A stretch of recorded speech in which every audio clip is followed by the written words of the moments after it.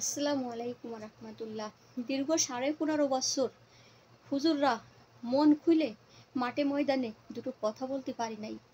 নারায়ে তকবীর আল্লাহু আকবারের ধ্বনি উচ্চ স্বরে দিতে পারি নাই।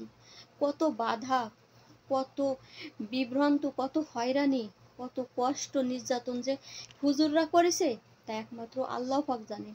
রফিকুল ইসলাম মাদানী হুজুর যখন ওনার সামনের থেকে মাইক্রোফোন যখন পুলিশ একটা ধাক্কা দিয়ে কাইড়ে নিয়ে সরাই দিচ্ছিল এভাবে, ওয়াল্লাহি কি বলবো, ওই সিনটা দেখে আমার দুই চোখের পানি আমি ঠেকায় রাখতে পারি নাই।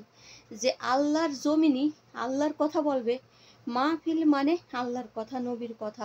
আর সমস্ত মুসলমানরা যায় মাহফিল শুনে দুটো ভালো কথা শুনবে, সেখানেও নাকি সরকারের পারমিশন লাগবে, তারপরে পুলিশদের পারমিশন বাধা, তারপরে পুলিশ সিরিয়াল দিয়ে দাঁড়ায় থাকে যে রাজনীতি নিয়ে কোনো কথা বলতেছে কিনা।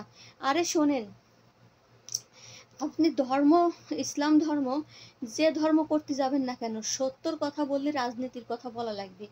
কারণ রাজনীতি যদি মিথ্যা দিয়ে চলাই, তাহলে পরে সেই মিথ্যা দিয়ে কেন ইমানদার ব্যক্তিরা চলবে?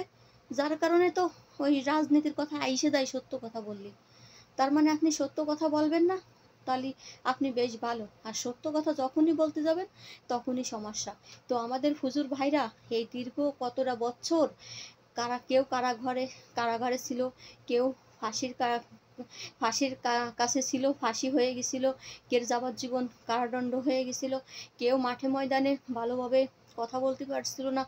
মামুনুল হক হুজুর যে কোনো একটা বিষয় নিয়ে রিমান্ডে দিনের পরে দিন তারে পঙ্গু করা হয়েছে।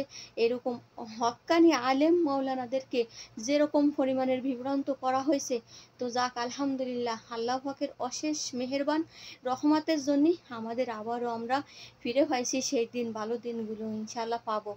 তো যারা হুজুর ভাই আছেন তাদের জন্য আমার দোয়া রইল, ইনশাআল্লাহ আপনারা আবারও মাঠে ময়দানে নতুন ওয়াজ ছাড়েন। আগে সেই পুরাতন ওয়াজ এক ওয়াজ ঘুরে ঘুরে শুনি আর ভালো লাগে না। নতুন কোনো ওয়াজ আমরা চাই। আবার মাঠে ময়দানে নারায়ে তকবীর আল্লাহু আকবারের ধ্বনি দিয়ে, স্লোগান দিয়ে নাইমে পড়েন আপনারা। ইসলামের আলো ঘরে ঘরে জ্বালো, ইসলামের আলো আমরা সবাই আবার ঘরে ঘরে জ্বালাবো ইনশাআল্লাহ।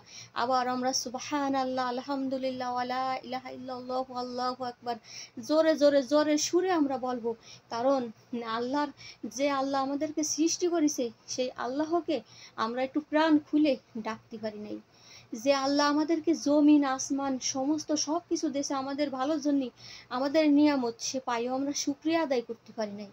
এমন একজন সরকার আমরা ছিল। এখন যাই হোক আলহামদুলিল্লাহ, আমরা ওই রকম সরকার আর যেন না আসে আমরা চাই না। আমরা চাই ইসলামের প্রতি আগ্রহশীল থাকবে যে সরকার, আমরা সেই সরকারের দিকে আগ্রহ থাকবো ইনশাআল্লাহ। ইসলামের প্রতি যে সরকার আগ্রহ থাকবে, মানে ইচ্ছা থাকবে, দৃষ্টিভঙ্গি সব কিছু মানে ওকে থাকবে আলহামদুলিল্লাহ। আমি কথা ভালোভাবে বুঝে বলতে পারতেছি না। তো আমরা সেই সরকার, যে সরকার ইসলামকে ভালোবাসবে, আল্লাহকে ভালোবাসবে, নবীকে ভালোবাসবে, আমরাও সেই সরকারকে ভালোবাসবো ইনশাআল্লাহ। তো আসেন আমরা আবারও সবাই মাঠে ময়দানে ওয়াজ নসিহাত শুনি, বা হুজুররা ওয়াজ নসিহাত করুক, আমি সেটা চাই। সবাই ভালো থাকবেন। ওমা তৌফিক ইল্লা বিল্লাহ, আলহামদুলিল্লাহি রাব্বিল আলামিন।